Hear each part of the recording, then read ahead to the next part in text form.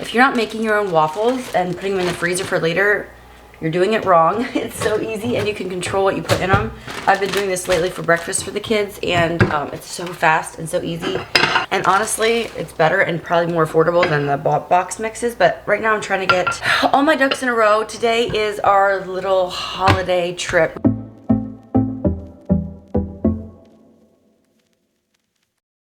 We do something every December usually. Kind of started because my birthday is right before Christmas, and that's a lot of celebrating all at once. So I told my husband, like, I don't need gifts for my birthday. I just want to do like a family day or a little trip. We used to go to New York City. One year we went to Brooklyn. It's been looking a lot more chill every year the more kids we add. Last year I think we went to Philly. This year we're going to Bethlehem, Pennsylvania. It's like the Christmas town, USA, I guess, and we're gonna see what that's like. It's only an hour and a half from here. So I'm excited to see what that's like. I don't know if we're gonna last all day. Like, it's morning right now. We're gonna get out there and we'll see if we get to see the lights at night. I don't know, but it sounds like there's a lot to do, whether that happens or not. Right now I'm just making the kids breakfast, and you guys know that anytime you're trying to get out the door, you don't just pop out the door with 4 kids. I spent probably an hour and a half last night packing, getting gloves and beanies, and like, this is kind of the start to our winter season, so I had to make sure all of our inventory was up to par. We have so many beanies and not enough gloves, so note to self, I need to get on that. But yeah, I got out all the winter gear and we're gonna be out in the cold, so I think we're set though. I packed the diaper bag, I have water ready to go. I put granola bars and nuts and snacks and stuff in the diaper bag. I am wearing layers. I can't decide. I'm gonna have a winter coat on. Do I want this too, or am I gonna be too hot? The reason we picked to go today is because it's like in the 40s, like high 40s, which is really rare. Like most of the week it's been like 30s and blowing and windy, so hopefully it's not too cold today.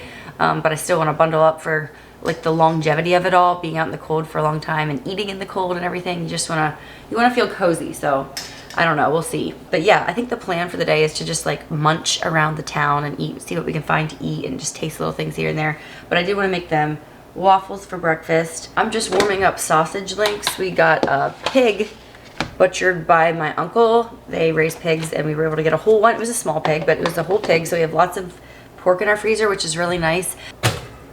Oh, there, it's ready. So we're doing our little trip today, and then this evening or tomorrow I want to sit down with you guys and do my end of year wrap up, because I'm not going to put out a video the week of Christmas. I decided this year I deserve a break, my family deserves a break. We're going to just lay low the week of Christmas, and so I wanted to wrap up the year, talk about my vision board. This year was a doozy. It was the most epic year of my life, and not in a good way always. So we'll talk about that, and some goals that I have for next year, and just maybe speak a little hope into your life too. But right now I'm just taking I like to take my vitamins in the morning before I really eat.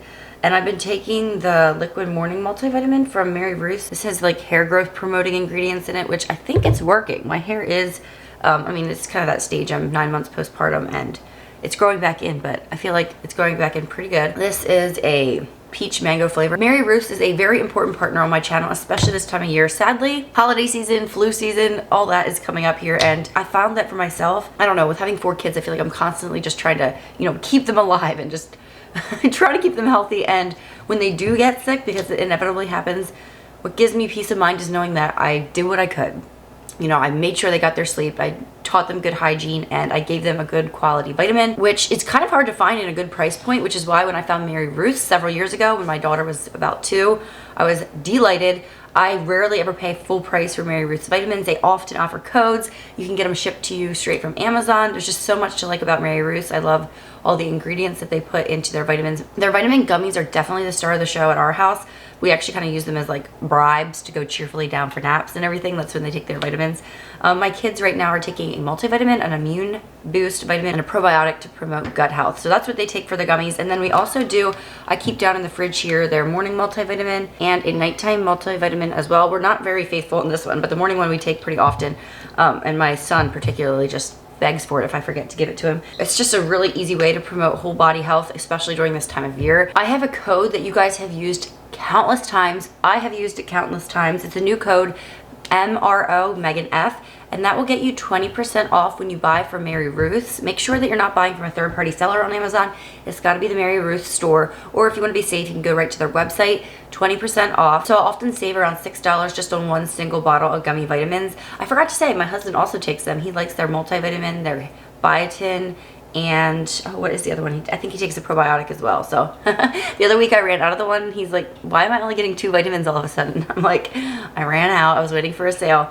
Anyway, so I hope you guys take advantage of that MRO Megan F. We'll get you an encouraging discount. It's just, you want to know that you're doing what you can, even though you can't keep everything at bay. Us as moms would love to control that. We can still give our kids and their immune systems a fighting chance. So just wanted to quickly mention that here as I'm packing up. My kids will take their multivitamins this morning, and then I'll probably get them to take their gummy vitamins when we get home. But yes, one of my most practical and favorite sponsors on my channel. So anyway, the kids are waking up, so I'm gonna finish these waffles up and we are going to hit the road. Stick around to the end so we can have a little heart-to-heart. But I'm excited for today, and I think it's gonna be good for us to do some bonding activities as a family.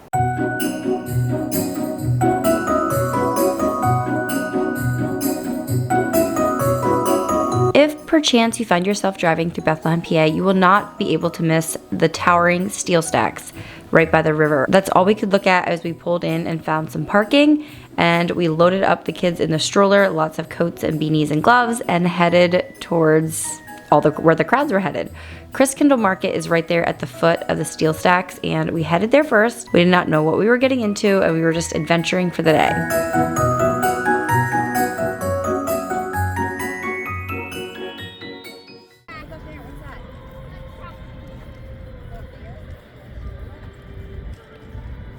I was so amazed. There's like free parking here, and I was like, wow, this is awesome. But they get you. They do get you.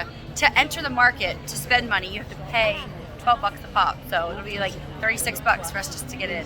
So I'm not sure if it's worth the $30 admission fee. I mean, the one lady did let our 7-year-old in for free, even though the sign said she needed to pay. Even after I asked her, she let us go through. So that was awesome. But I would say this is maybe more of a double date type of event with 4 children hanging onto your hands or the cart pushing through crowds. That part was not ideal. So we mostly stayed outside, but we did try a couple different foods, and everything we had smelled really good and tasted really good. And it seemed to be like the standard price was $10 a pop for pretty much everything. You could sit by a fire to eat your food, or even go inside some of the igloos that were there, and you didn't have to pay or rent them or anything like that. And of course, everything was extra special because it was at the foot of the steel factory. I cannot imagine how this would look at night. I'm sure it'd be really pretty all lit up.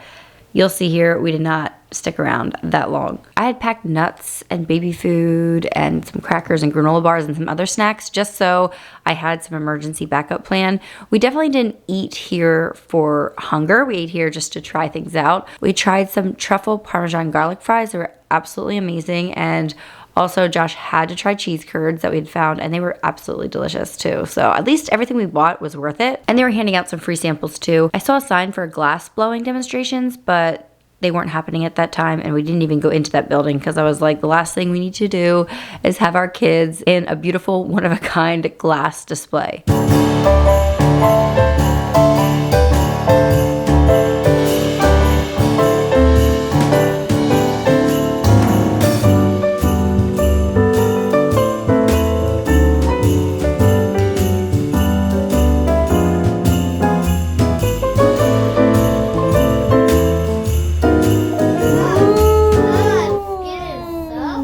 Look, it's on this side. Okay, let's get out. Okay, don't run away. This is high heights. Wow, this is neat. It's gonna be super windy though. Then we got our hands stamped and exited the market and went up in an elevator. Thank goodness they had an elevator because we had a stroller, and there we went on the footpath that was up above everything and got to walk around and just give ourselves a little self-guided tour of the steel stacks. This factory actually closed in the 90s. It ran for over 100 years.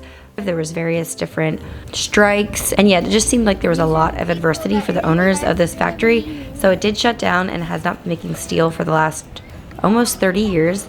But I would say this was our favorite leg of our trip. Definitely worth the drive if you're semi in the area. Really, really interesting. Josh and I both love history, and the kids were very enamored as well. So definitely recommend this part, even with kids, maybe not so much the Christkindl Market. It was just fun to let your imagination take you back to a bygone era and think about what life may have been like for the steel workers at Bethlehem, PA. I think what made it all so fascinating was just the sheer scale of it all. Everything was so huge, so big, and I could just imagine everything coated in coal dirt and just all the grime and grit that would have been involved with a factory of this scale. By the time we were done touring the factory, it was about 1:30, and we decided this was just not the place for us to hang out till dark. There really wasn't that much left to do. We could have went to the Crayola factory, which was about 20 minutes away, which we did debate for a second or two. And there was also a model train museum we could have checked out, so we could have made a day of it if we had wanted to, but we decided just to drive home over nap time so the little guys could sleep.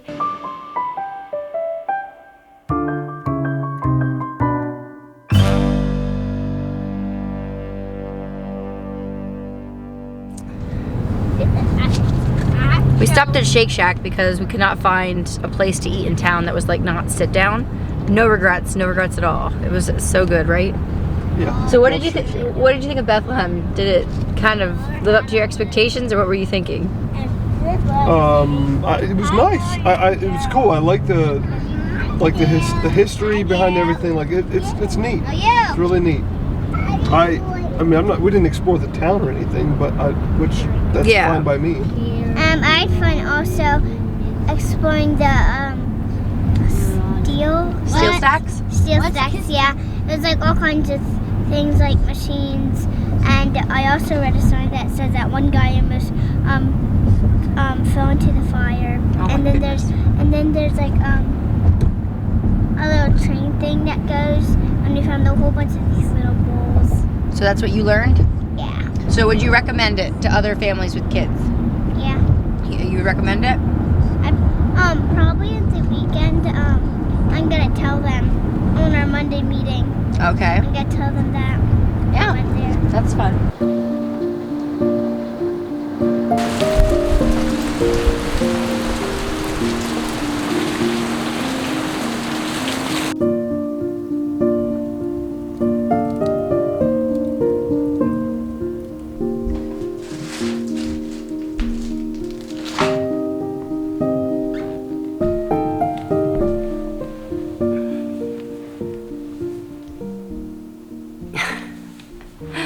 Okay, we're back. Josh started a fire in the fireplace for me so we can have that on in the background as we chat here today. It's not Christmas yet, so we still have some gifts under the tree. This is my yearly end of year chat that I like to do, and every year it looks a little bit different, but a lot of things stay the same. We're gonna go over my vision board for this past year. I don't like to share things up front because then I'm telling you ahead of time. Like, I'm not gonna give you 2025 specifics because, I don't know, I like that quote about keeping things to yourself until they happen type of thing. And so, yeah, that's how I like to roll. So I will share 2024 things that were on my list that may or may not have happened, worked out, whatever. This year was definitely a little bit different. But before we get into all of that, I did want to say I want to use this time. I don't say this often on my channel. It just comes across as icky. Like, I like to just think you guys will come and watch my videos if you miss me or if you get something out of my content. But I just did want to let you know I really do appreciate you watching. Please don't just watch because I appreciate it and whatever, and it supports me and my family and everything, but it does mean a lot that I get to have other people listen to my thoughts. And I was gonna say learn from my life, but I think we've really truly just learned together, honestly. Some things are wins, some things are flops, and yeah, I just love sharing what I can here on YouTube. And it's been a wild ride this year, but I'm so glad to have you all. And I've been getting Christmas cards at the end of the year. It always like brings a tear to my eye, all the places that my Christmas cards come from you guys. I actually have my P.O. box always listed in the description box, and for the past couple years you have been sending me Christmas cards so I can see your faces on the other side of the camera, and I'm always amazed by all the similarities, even though we might be different ages, different states, different ages of kids.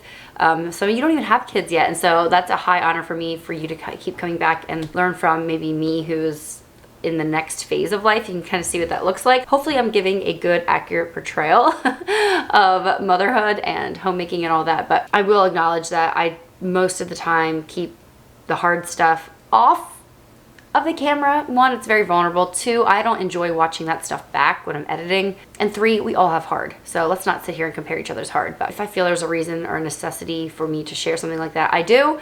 But anyway, just wanted to put that here at the forefront, that I'm very, very thankful for all of you. And also, let's take a second this Christmas season to remember Jesus for just coming to the earth as a baby, dying on the cross. The whole salvation story is really, really crazy. The more I read it, I've just been reading through the New Testament here. I'm trying to get done by the end of the year. That was my one goal, to read through the New Testament in 90 days. And just seeing the whole gospel story so quickly, boom, boom, boom, like back to back to back on the gospels, is just some different things like jump out to you, and just the humanity of it all, and like hard things that Jesus did. And you know, when we go through hard things that we don't choose for ourselves, we can at least say that it's making us more like Christ, that he went through it too, or becoming more beautiful, honestly, more refined through those hard times. And sometimes things are just hard and we don't see why in the immediate circumstance, but I just know I have a God who loves me, and someday it will all make sense. Someday this earthly pain will all come to an end. And those of you that I don't get to meet here on YouTube, maybe we'll meet in heaven. Oh my goodness, okay. That's it's not gonna be one of those videos, but anyway, I'm very thankful for Jesus. So let's get to my audit of 2024. I like to do a vision board at the beginning of each year. I'm going to be starting on one for 2025 here very soon. I still don't have my word for the year picked, but I like to do a word for the year, or like a theme. And it's worked really well for me in the past, although I will say my 2024 word has been haunting me all year. The word I had picked for 2024 was celebrate. I'd come into 2024 and I had a month left of pregnancy. My baby's due date was the beginning of February, and I don't know if you guys remember, but I was in and out of maternal fetal medicine, sometimes twice a week, because they wanted to monitor my baby that had fetal growth restriction. At one point he was measuring in the 3rd percentile, and towards the end it jumped up to like the 8th percentile or something, which wasn't quite as concerning. But in the end, it turned out that I just have smaller babies. Even they're not even that small. I think it's just the way I photograph or the way they're positioned. I don't know. All 4 of my babies, when I get to a certain point, they are measuring my stomach or whatever, and they'll be like, oh, it's falling off the charts completely. Something must be wrong. 2 of my babies, it turned out that my fluid was getting low, but they were already overdue, so it was fine. Yeah, I went into 2025 with just the idea that I am so done with all these doctor appointments. I had no idea what was going to greet me on the other side once I birthed this baby, if something was wrong, or if it was just bad photography, or just I have small babies, which praise God, that seems to be what happened, because he's hitting all of his milestones. He's such a go-getter. He's such a blessing. He's definitely a 4th born. He's loud. He got to be heard. He tries to keep up with his siblings, and he's just such a little whippersnapper. We love Baylor. Yeah, my word that I wanted to take in after that was over, I was like, okay, once the baby is here, I just want to live a life of celebration, like celebrating God for all the blessings he's given me. And little did I know what was going to happen later in that year, but I did not make my vision board. I wanted to wait until I was like 3 months postpartum, so in like the springtime. So I was going to do it in the springtime, and I kind of did. And I chose the word celebrate, which ended up being a really hard word for this year, but it was actually a good word to have in my mind through everything that happened in July with my son being diagnosed with focal epilepsy and trying to find a medication that worked, and just learning to live life always on edge, but trying not to always be on edge. And I don't want to talk about my situation necessarily in specifics, because that's our life and it doesn't need to be all over the internet. But I know a lot of you have maybe things in your life that are out of your control, scary diagnoses, things like that.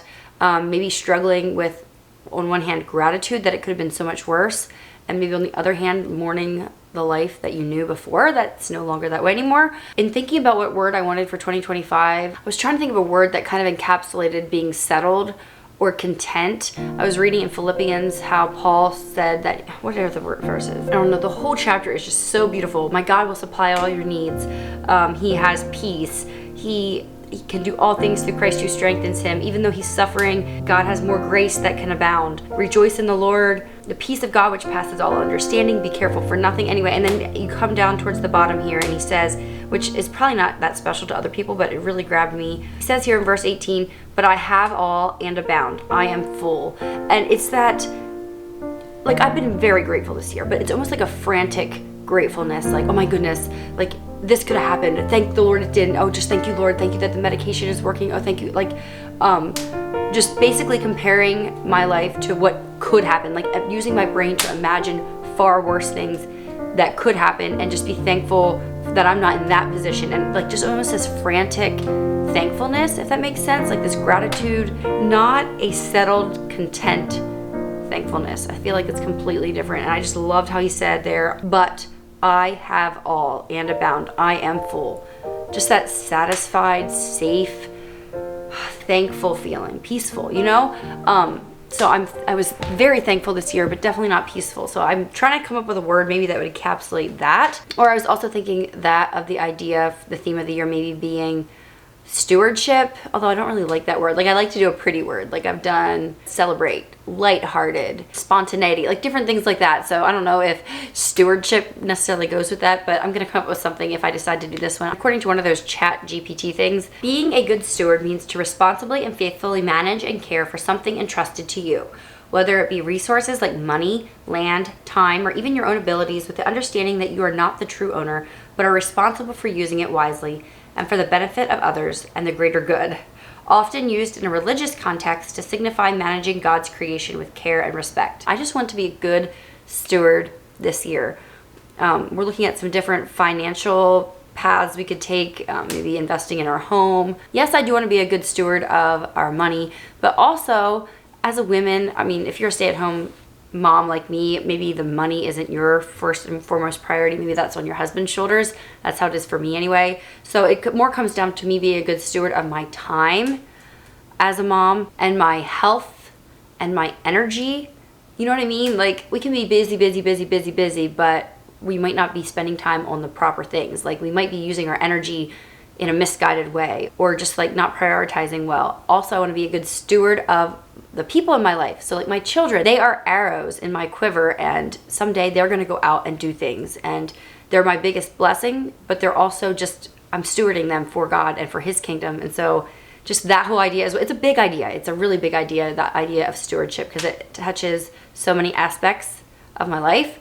So I'm not sure, maybe I'm not ready for that one yet, but it is something that I have in my mind, not just being a good steward of earthly things, but also of more eternal things. So I don't know, maybe leave down below what you are thinking your theme for the year would be, or your word for the year, if that's something that you do. It is helpful to have that in the back of your head. Like one year I had the word haven as my word for the year, and it just helped me to put in perspective, maybe just say no to more things right now. Like right now my home is my haven and is maybe the top priority at this moment.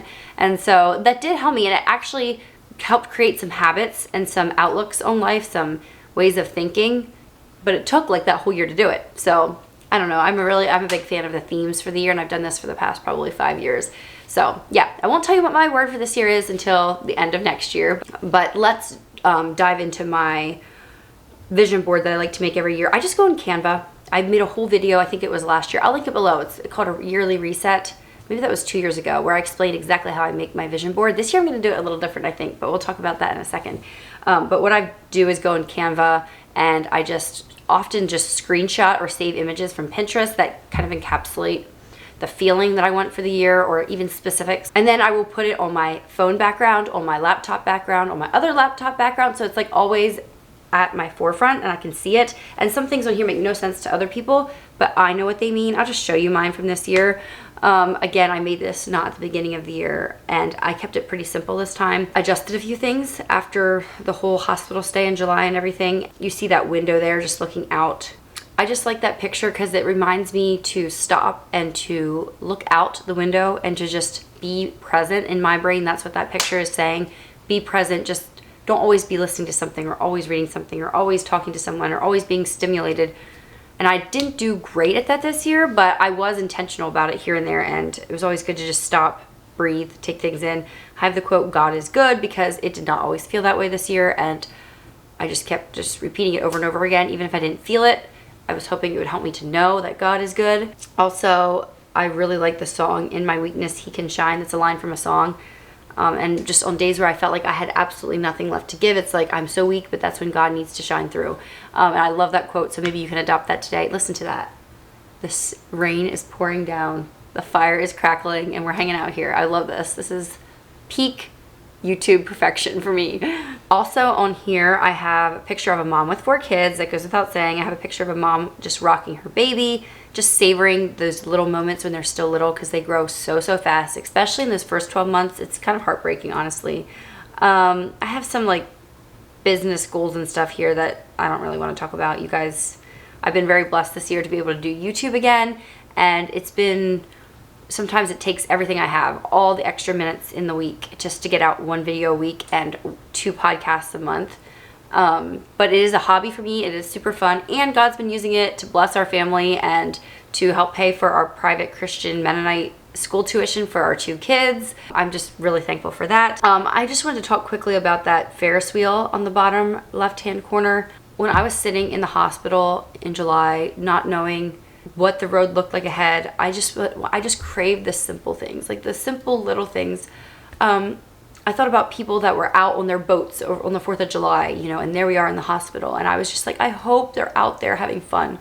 I hope they're enjoying their family. I hope they are not bickering because somebody forgot to put the ice in the ice chest, or, you know, things that I used to do, things that I still do sometimes, you know, like bickering about the little things, or being ungrateful, or being grouchy, or being short with your kids. Just enjoy being together. I was just hoping that I was not resentful of the people that were out there having fun while I was suffering and in misery. I was like, I just hope they are taking those little life moments and just appreciating them and just feeling the togetherness that they have with their loved ones. And so when I was in the hospital, I just wanted to go to the local fair. I'm like, this fall, that's just my dream. I just want to be, I don't know why I had this specific vision in my head. I was like, I want to climb in a Ferris wheel together, and just all 5 of us, 6 of us now, all 6 of us sit in the Ferris wheel bucket, and just to go around and look out at the lights and be like, I don't know why, that was my goal. I'm like, that is peak happiness right there.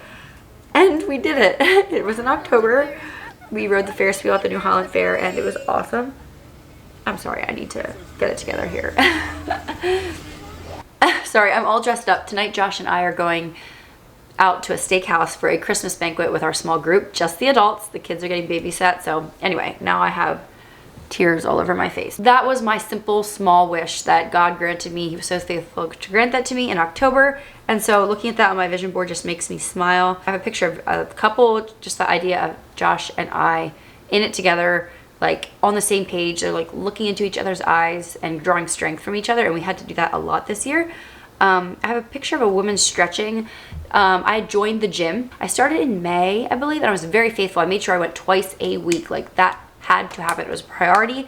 And when I make goals, like tangible goals like that, I'm very good at sticking to them. Sometimes it's a bad thing. Like, sometimes I will like not realize that maybe life has pivoted, or the goal I made doesn't work for my life anymore, or whatever. That's something I can let stubbornness cover up, and I won't think logically sometimes about that. I'm just like, I promised this to myself.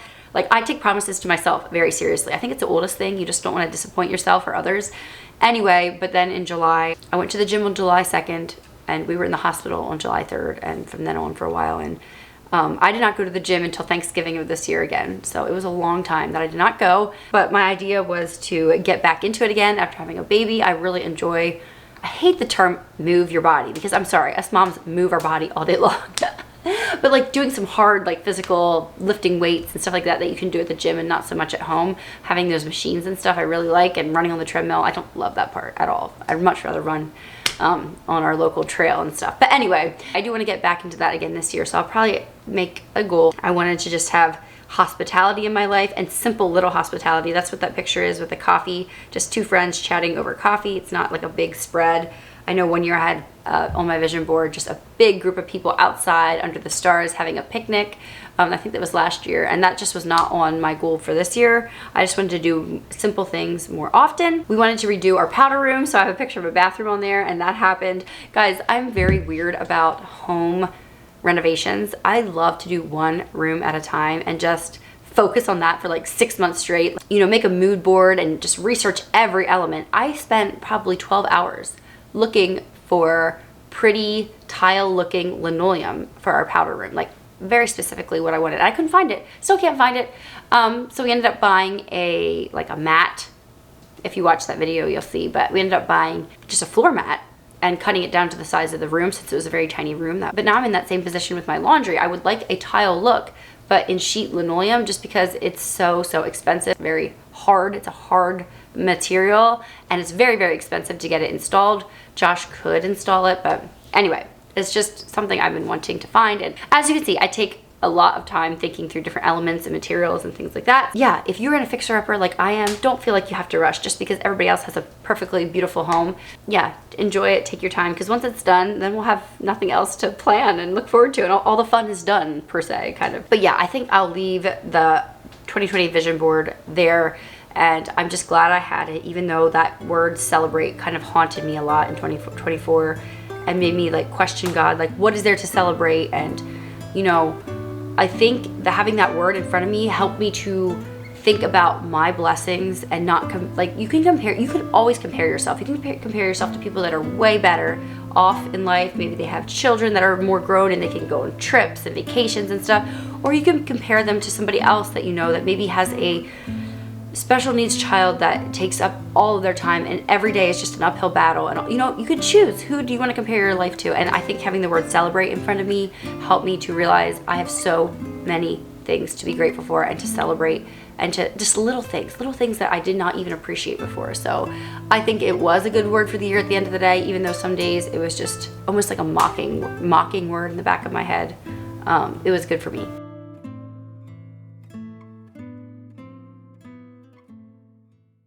So I'm not going to get into too many specific goals, but just a couple things that came off the top of my mind even before I sat down to make my 2025 vision board. One of those is hugs. I grew up in a Mennonite home that was not super touchy-feely. I feel like as we got older, we kind of like pushed that kind of thing away. I remember one time my dad would always come in and kiss me goodnight as a kid, and I remember one time he came in and I buried my head in the pillow, and that was that. No more kisses from dad. And I don't know how old I was, but yeah, it was just, I didn't grow up with a lot of touchy-feeliness. And I read somewhere, you always say that, I read somewhere, but I probably saw it in an Instagram reel, let's be honest. You guys can relate, trust me.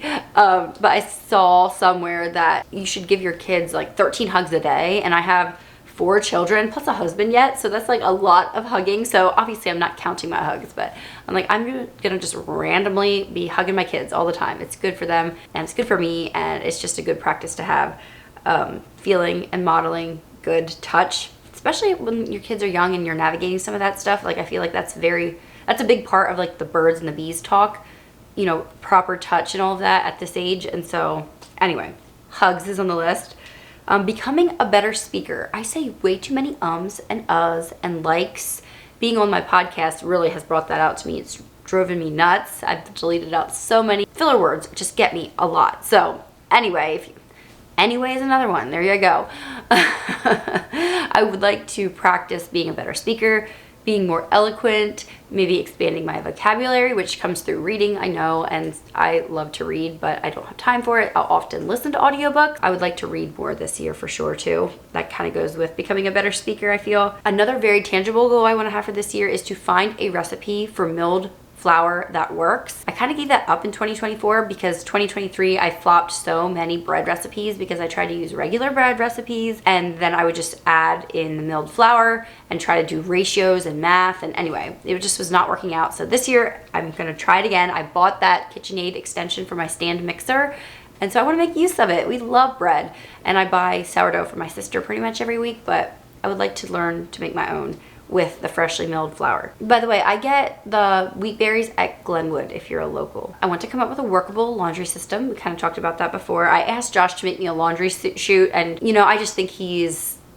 amazing. He's a carpenter. He can do anything I imagine, surely, right? But till he broke down the project for me and explained all the things that he'd have to do and how laundry chute this. And so that's not gonna happen, but I still wanna come up with a better laundry system once I have the space in my laundry all remodeled and renovated and good to go. But I know it's gonna take some research before I figure out exactly what cabinetry I want in there.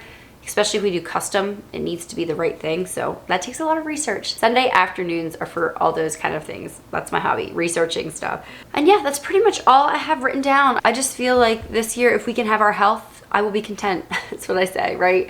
I tell Josh all the time, I feel like I'm at the stage of life where I'm just frantically, I feel like a triage nurse or something, frantically going from thing to thing, just trying to keep my kids alive. Like, they just take so much at this stage, but it's also so fun as well. I don't have all of the hard parenting issues that I know are coming up in the future. Although, you know, my kids being in school, it is bringing up some interesting discussions. Good. I didn't say they're bad. They're good. But yeah, just learning and growing with my kids as they get older. And I just love being a mom. If you are putting it off or dreading it, It is the most painful thing you'll ever do, physically and emotionally, with just all the hurt that comes with, yeah, nothing's guaranteed, you know, with the health of our babies and everything. So it is really, really hard. And I remember this summer one time telling Josh, why would people have children? Why would you get pregnant? Why would you have the potential for all this heartache? But then, of course, I was in a very painful, ugly place. Then you think about all the things you would miss. And yeah, I'm just so grateful for my little life with my little family and my little kids. And yeah, God is still good. No matter what you went through in 2024, there's a new page we're about to turn, and I'm excited to do it with you guys. I will not be here next week. I'm not putting out a video the week of Christmas. That's one thing I decided to do for myself and my family. We're gonna take a break. Day after Christmas I would normally post. That's a Thursday filming schedule. And yeah, I plan to keep the same posting schedule into the new year. Every Thursday a new video, and then every other Monday a podcast episode from Honey, I'm Homemaker. So keep looking out for those. Leave any suggestions of topics you'd like to see covered, whether it's on the podcast or my YouTube channel. Also check out Mary Ruth's. They are pretty much sponsors of our lives. I buy them very often, and I always use my own code too. So MRO Megan F will get you a great discount. Merry Christmas and Happy New Year, everybody.